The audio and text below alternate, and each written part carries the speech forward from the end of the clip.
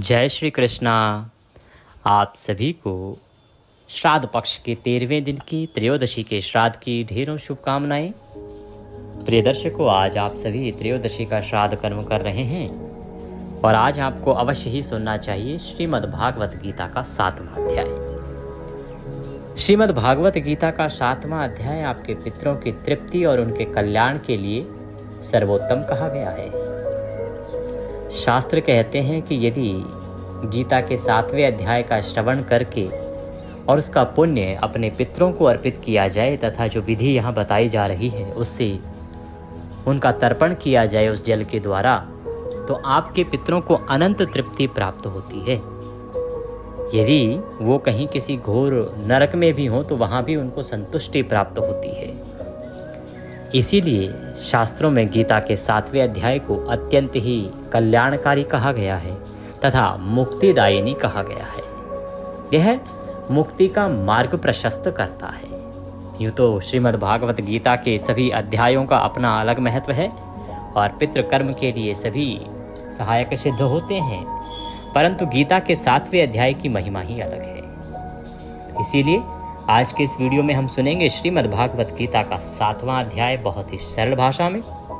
साथ ही आपको बताएंगे कि कैसे आप उसके पुण्य को अपने पितरों को अर्पित करेंगे, क्या विधि है संकल्प की, जल तर्पण कैसे करेंगे, जल में क्या क्या सामग्री आपको डालनी चाहिए। क्योंकि जल तर्पण के बिना पितरों की तृप्ति अधूरी ही है। यूँ तो शास्त्र कहते हैं कि ये गीता का 7वां अध्याय और जो नियम बता रहे हैं वो आपको पूरे 15 दिन करने चाहिए थे। इससे बड़ा ही अनंत फल प्राप्त होता, आपका जीवन परिवर्तित हो जाता। मैं ये कहता हूँ, अगर आप गीता के 7वें अध्याय को प्रतिदिन सुनते और उसकी विधि के अनुसार तर्पण आदि करते तो आपको अनंत सुख और वैभव की प्राप्ति होती। अब क्योंकि दिन ही 2-3 बचे हैं तो जो 2-3 बचे हैं उनमें कम से कम कर लीजिए।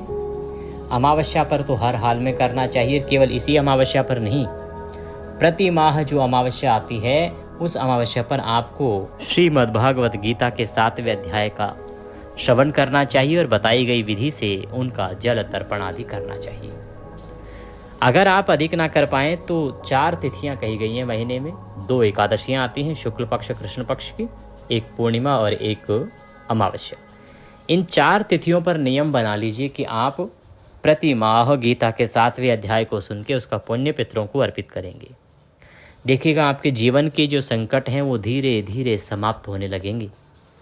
क्योंकि जब पितृ प्रसन्न होते हैं तो जीवन के संकटों का नाश होता है। हमारे जीवन में जो संकट आते हैं अनेक, वो पितृदोष के कारण या पितरों की अप्रसन्नता के कारण आते हैं।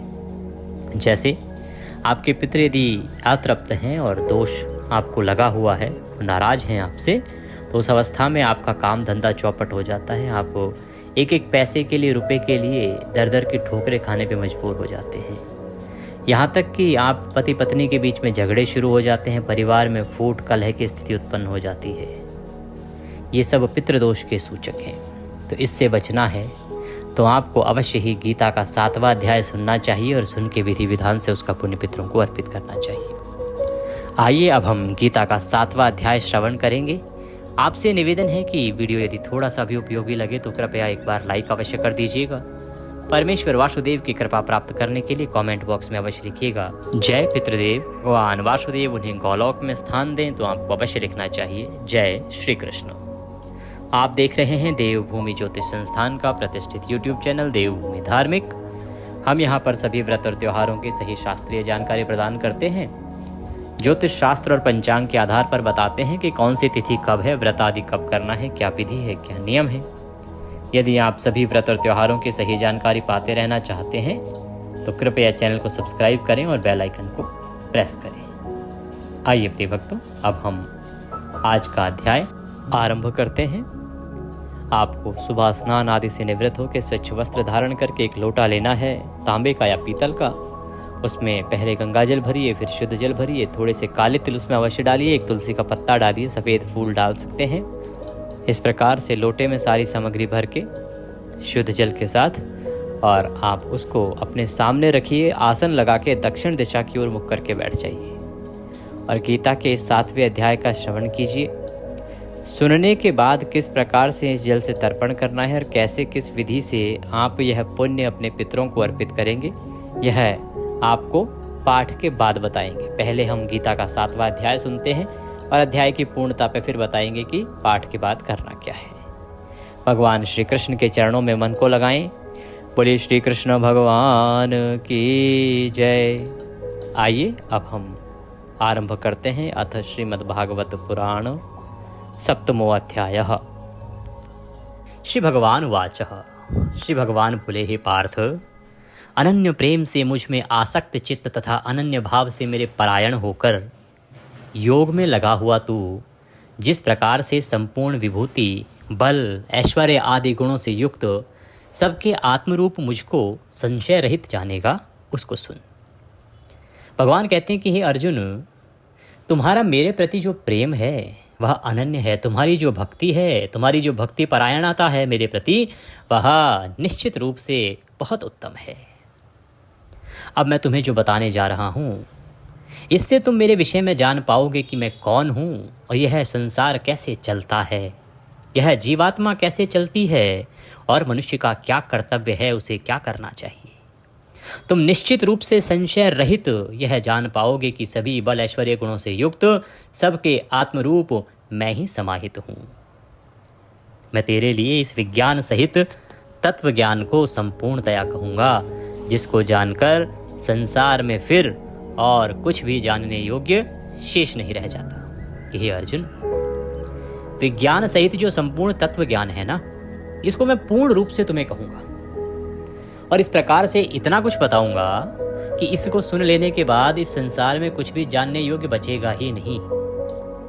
हे अर्जुन, हजारों मनुष्यों में कोई एक मेरी प्राप्ति के लिए यत्न करता है और उन यत्न करने वाले योगियों में भी कोई एक मेरे परायण होकर मुझको तत्व से अर्थात यथार्थ रूप से जानता है। भगवान कृष्ण कहते हैं कि जो इतने सारे मनुष्य समुदाय हैं, इन हजारों में कोई एक विरला होता है जो मुझे पाने की इच्छा रखता है और उसके लिए प्रयत्न भी करता है। और उन यत्न करने वाले योगियों में भी कोई एक ही मेरे परायण होकर मुझको तत्व से अर्थात यथार्थ रूप से जानता है। जो इतने सारे लोग जो मुझे भजते हैं, उनमें भी कोई एक विरला होता है। हजारों में कोई एक भजने का प्रयास करता है, जानने का प्रयास करता है, और उनमें से भी कोई एक ही ऐसा निकलता है जो यथार्थ रूप से भगवान वासुदेव को जान पाता है।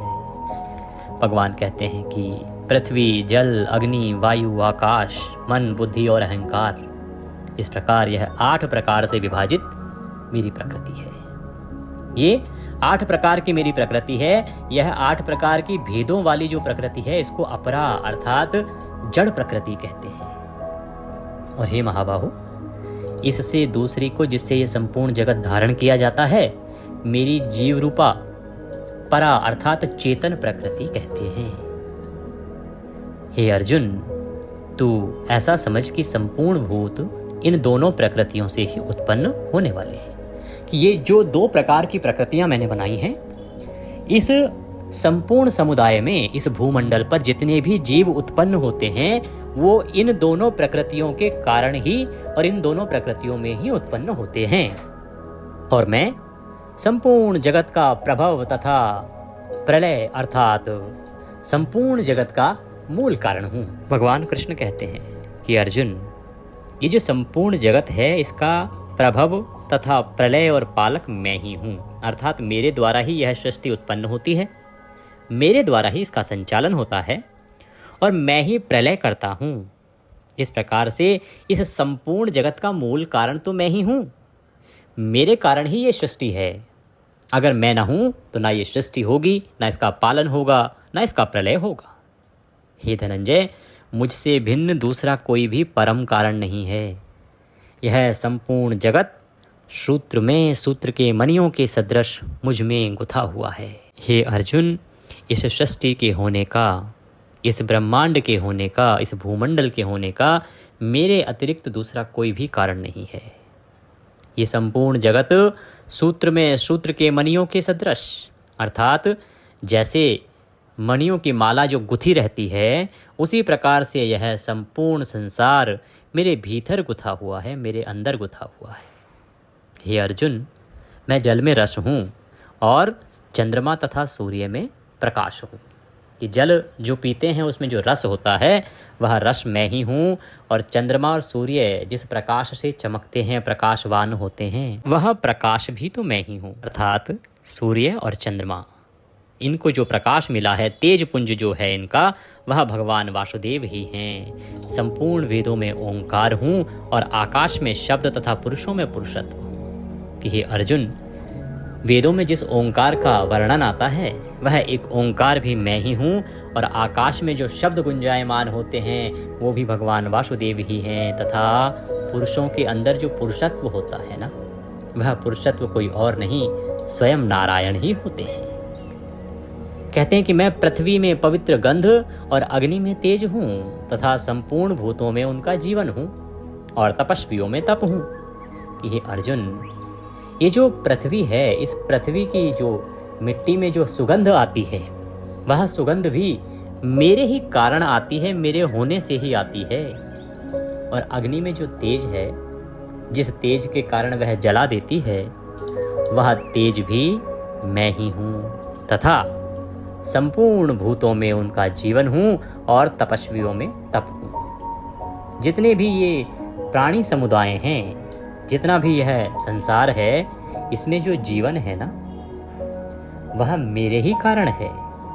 वह जीवन मेरे द्वारा ही दिया गया है और मेरे द्वारा ही संचालित है। और तपस्वियों में जो तप होता है, वह तप भी स्वयं वासुदेव ही है। भगवान कहते हैं, बीजम माम, हे अर्जुन, तू संपूर्ण भूतों का सनातन बीज मुझको ही जान।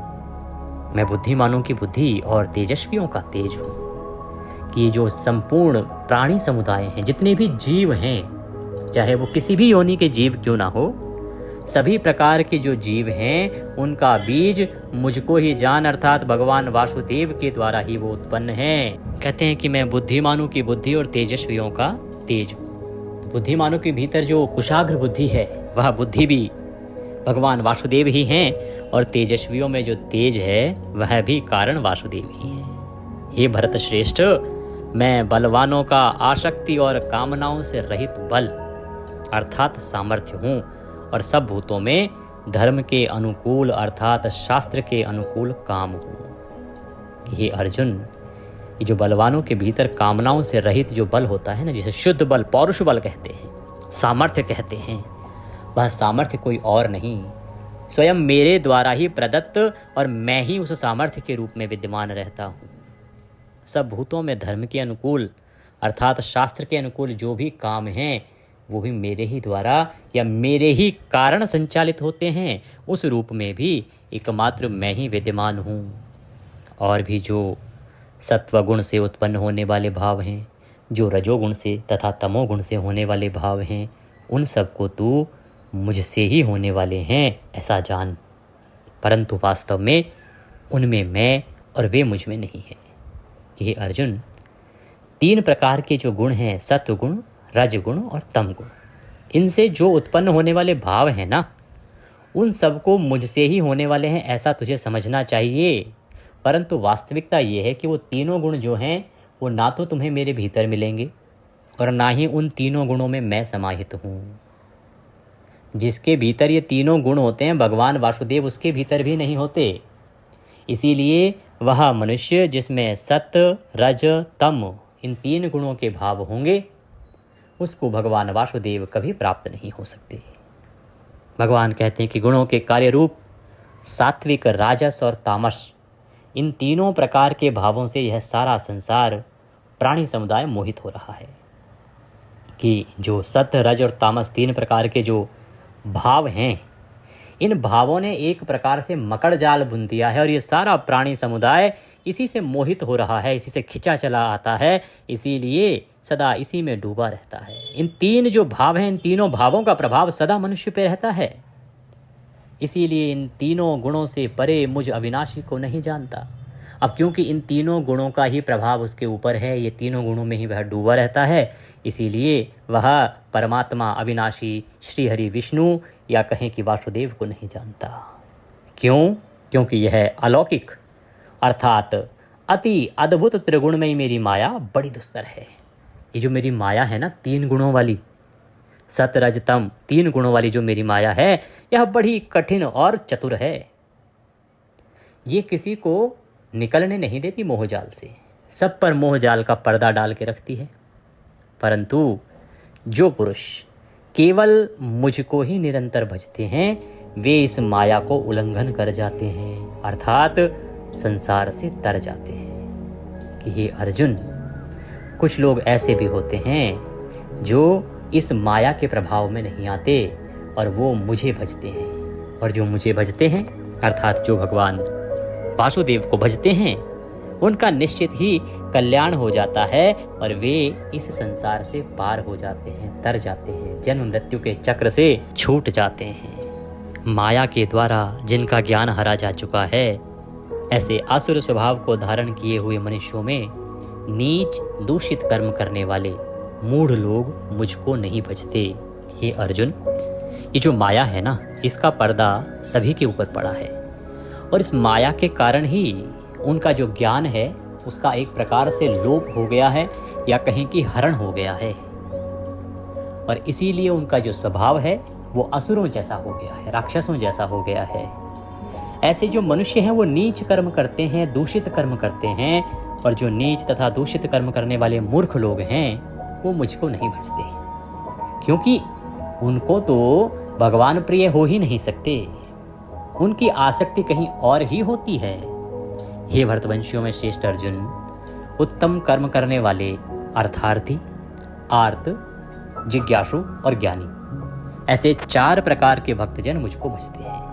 भगवान ने यहाँ अपने भक्तों का वर्णन किया है कि उनको भजने वाले 4 प्रकार के भक्त कहे हैं।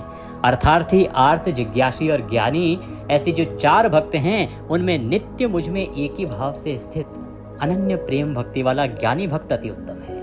भगवान कहते हैं कि इन चारों में भी जो ज्ञानी है ना, वो श्रेष्ठ है। क्यों? क्योंकि मुझको तत्व से जानने वाले ज्ञानी को मैं अत्यंत प्रिय हूँ, और वह ज्ञानी मुझे अत्यंत प्रिय है। ये जो ज्ञानी मुझे जानता है, तत्व से जानता है, सार रूप में जानता है, ये मुझे बहुत प्रिय है, क्योंकि यह सदा निष्काम भक्ति में लगा रहता है, सदा मेरा जप करता है, चित्त में मैं ही वास करता हूँ। ये सभी उदार हैं, परंतु ज्ञानी तो साक्षात मेरा ही स्वरूप है। भगवान कहते हैं कि जो मेरे 4 प्रकार के भक्त हैं, अर्थार्थी, आर्त, जिज्ञासी और ज्ञानी, जिज्ञासु और ज्ञानी, ये सभी उदार हैं, पर जो इसमें ज्ञानी भक्त है ना, उसको तो समझो कि साक्षात वो मेरा ही रूप है, ऐसा मेरा मत है। क्योंकि वह मदगत मन बुद्धि वाला ज्ञानी भक्त अति उत्तम गति स्वरूप मुझ में ही अच्छी प्रकार से स्थित है। ये जो शुद्ध चित्त वाला और शुद्ध बुद्धि वाला ज्ञानी भक्त है ना, वह अति उत्तम गति स्वरूप मुझ में अच्छी प्रकार से सदा स्थित रहता है। बहुत जन्मों के अंत के जन्म में तत्व ज्ञान को प्राप्त पुरुष सब कुछ वासुदेव ही हैं, इस प्रकार मुझको भजता है, वह महात्मा अत्यंत दुर्लभ है। कहते हैं कि जो प्राणी है ना, जो आत्मा है, इसके अनेकों जन्म होते हैं।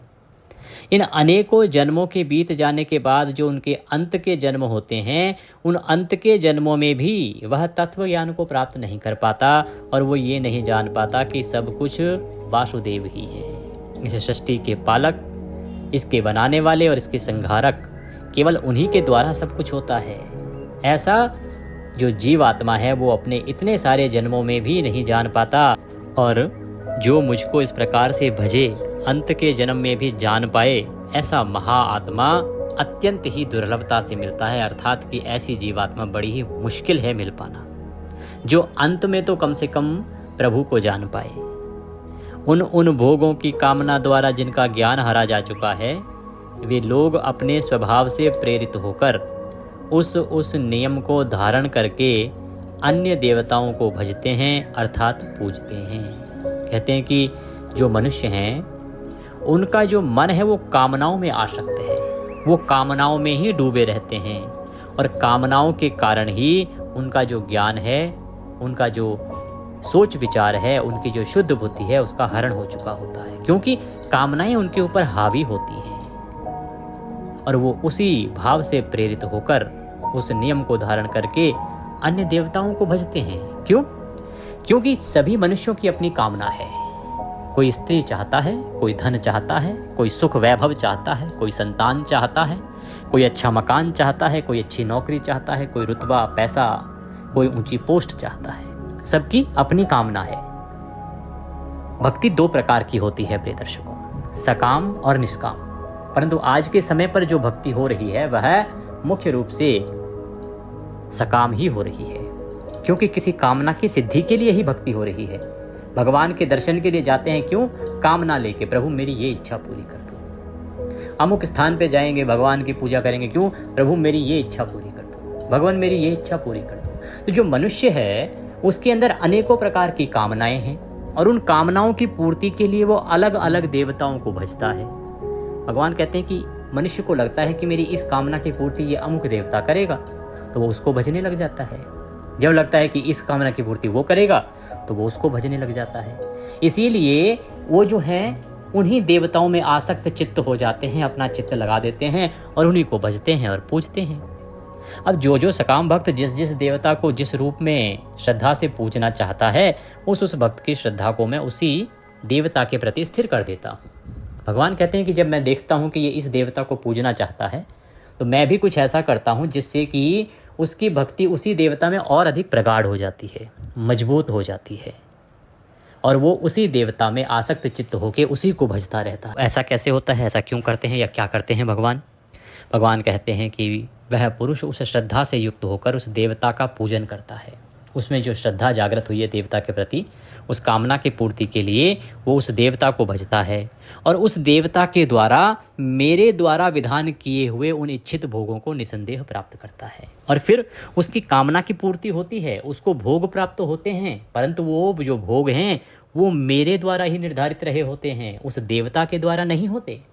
वो मेरे द्वारा विधान किए होते हैं, पर मैं उस देवता के माध्यम से उस भक्त को प्रदान करता हूँ। इससे उसे लगता है कि ये अमुक देवता ने दिया है और वो उसी को भजने लग जाता है और उसी को पूजने लग जाता है, पूरी भक्ति उसी में डूब जाता है। परंतु उन अल्प बुद्धि वालों का वह फल नाशवान है तथा वे देवताओं को पूजने वाले देवताओं को प्राप्त होते हैं और मेरे भक्त चाहे जैसे ही भजें, अंत में वे मुझको ही प्राप्त होते हैं। भगवान कहते हैं कि ये जो मनुष्य है ना, जो सकाम भक्ति करता है, कामनाओं में पड़ा रहता है, वो उसकी जो बुद्धि है वो बड़ी ही थोड़ी सी रह गई है। ये अल्प बुद्धि वाले समझ ही नहीं पाते कि वो जिस फल की कामना कर रहे हैं वो तो नश्वर है, आज नहीं तो कल नष्ट हो जाना है, किस काम आना है। इसीलिए वो देवताओं को जो भजने वाले होते हैं वो उन्हीं देवताओं को प्राप्त होते हैं, अर्थात उनकी मुक्ति नहीं होती, वो उन देवताओं को ही प्राप्त होते हैं और मेरे भक्त चाहे जैसे भजें वो मुझे प्राप्त होते हैं और अंत में वे मेरे धाम को प्राप्त कर लेते हैं, उनकी मुक्ति हो जाती है। अब आप सकाम भक्ति करके उन इच्छाओं की पूर्ति करने के लिए उन देवताओं को तो भजते हो, पर उससे आपको मुक्ति प्राप्त नहीं होती है।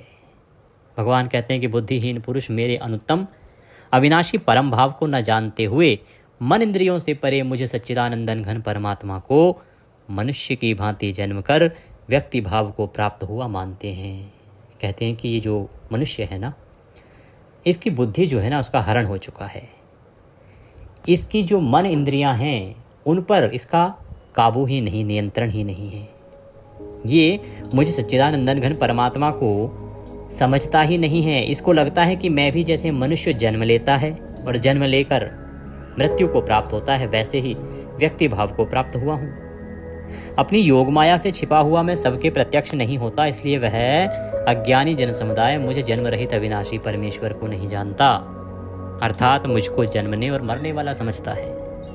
भगवान कहते हैं कि अर्जुन, मैं अपनी योग माया से सदा ही छुपा रहता हूँ, किसी के सामने नहीं आता, और यही कारण है कि ये जो अज्ञानी जन समुदाय है मुझे जन्म रहित अविनाशी परमेश्वर को जानता ही नहीं है, समझ ही नहीं पाता और मुझे जन्मने तथा मरने वाला समझता है।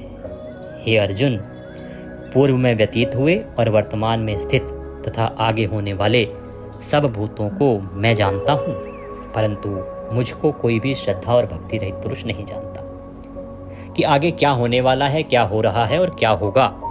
ये सब मैं जानता हूँ, पर मुझे वही जान पाता है जिसके अंदर भक्ति हो, जिसके अंदर श्रद्धा हो। हे भरतवंशी अर्जुन, संसार में इच्छा और द्वेष से उत्पन्न सुख दुख आदि द्वंद्व रूप मोह से संपूर्ण प्राणी अज्ञानता को प्राप्त हो रहे हैं कि सुख और दुख के बीच में इच्छा और द्वेष से उत्पन्न सुख दुख जो द्वंद्व हैं ये चलते रहते हैं मोह के रूप में। प्राणी सुख और दुख को ही देखता रहता है, उसी में खोता रहता है और इसीलिए वह अज्ञानियों की तरह कार्य करता है।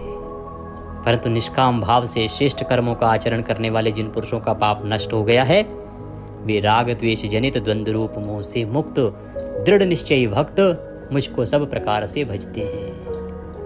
कि जो निष्काम भाव वाले जो भक्त हैं ना, जो श्रेष्ठ हैं, क्योंकि उनकी भक्ति कामना की पूर्ति के लिए नहीं है, वह तो बिना किसी कामना की पूर्ति के ही सदा भजन करते हैं। जो मेरे शरण होकर जरा और मरण से छूटने के लिए यत्न करते हैं वे पुरुष उस ब्रह्म को, संपूर्ण आध्यात्म को, संपूर्ण कर्म को जानते हैं। कि हे अर्जुन, जो मेरे शरण में आ जाते हैं और जरा और मरण से छूटने के लिए जो प्रयत्न करते हैं अर्थात मेरी भक्ति करते हैं मुक्ति पाने के लिए, वो ब्रह्म को अर्थात संपूर्ण आध्यात्म को, संपूर्ण कर्म को जान लेते हैं। और जो पुरुष अधिभूत और अधिदैव के सहित तथा अधियज्ञ के सहित सबका आत्मरूप मुझे अंत काल में भी जानते हैं वे युक्ति चित्त वाले पुरुष मुझे जानते हैं अर्थात प्राप्त हो जाते हैं। भगवान कहते हैं कि जो अपने जीवन के अंत समय में भी, अंतिम सफ़र में भी, अंत काल में भी मुझे जान लेता है, मुझे अविनाशी को समझ लेता है, मेरी भक्ति कर लेता है, तो ऐसे पुरुष की भी मुक्ति हो जाती है, ऐसे जीवात्मा की भी मुक्ति हो जाती है और वह मुझे प्राप्त हो जाता है। इस प्रकार से मनुष्य को सकाम भक्ति छोड़कर निष्काम भक्ति करनी चाहिए। यही इसका सार है।